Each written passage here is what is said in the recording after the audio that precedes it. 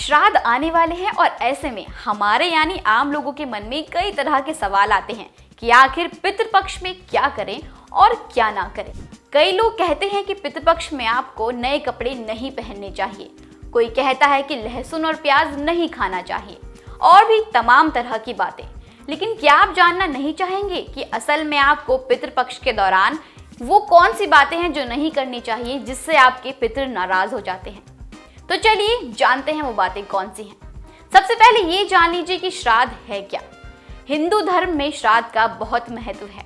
श्राद्ध और पितृपक्ष में 15 दिनों तक लोग अपने पूर्वजों का पिंडदान करते हैं और उन्हें तृप्त करते हैं। ऐसा कहते हैं कि इस वक्त कई ऐसे काम हैं जिन्हें करने से आपके पूर्वज आपसे नाराज हो सकते हैं, जिसका असर आने वाली पीढ़ियों को भी झेलना पड़ सकता है। तो जानते हैं वो कौन से काम हैं जो आपको नहीं करने चाहिए। सबसे बड़ी बात, ऐसा कहते हैं कि पितृपक्ष के दौरान शुभ और मांगलिक कार्य नहीं किए जाते, जैसे शादी, मंगनी और भी कई तरह के शुभ काम। ऐसा कहते हैं कि पितृ भोजन करने किसी पशु पक्षी के रूप में आते हैं, तो ऐसे में इस दौरान आपको किसी भी पशु पक्षी को नुकसान नहीं पहुंचाना है और ना ही उनको सताना है। इससे आपके पितृ आपसे नाराज हो सकते हैं। ऐसा भी कहते हैं कि पितृपक्ष के दौरान मांस और मदिरा का उपयोग नहीं करना चाहिए, बल्कि आपको घर में सात्विक भोजन ग्रहण करना चाहिए।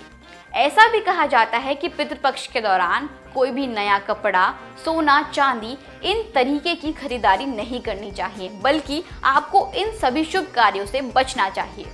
अब ये जान लीजिए कि पितृपक्ष के दौरान आपको कौन सा दान नहीं करना है। पितृपक्ष के दौरान सरसों के तेल का दान, वस्त्रों का दान, तामसिक भोजन का, लोहे की चीजों का दान और नुकीली चीजों का दान नहीं करना चाहिए। ऐसा कहा जाता है कि इन चीजों के दान से आपके पितृ आपसे नाराज हो सकते हैं। साथ ही जीवन में इन चीजों को करने से नेगेटिविटी भी आती है। जबकि हिंदू धर्म में दान और पुण्य का एक विशेष महत्व है, लेकिन इस दौरान आपको ये दान भूलकर भी नहीं करने चाहिए। इससे आपके घर में अशुभता फैलती है। तो ये वो काम थे जो आपको पितृपक्ष के दौरान नहीं करने चाहिए। अगर आप ये काम करते हैं तो हो सकता है कि आपके पितृ आपसे नाराज हो जाएं।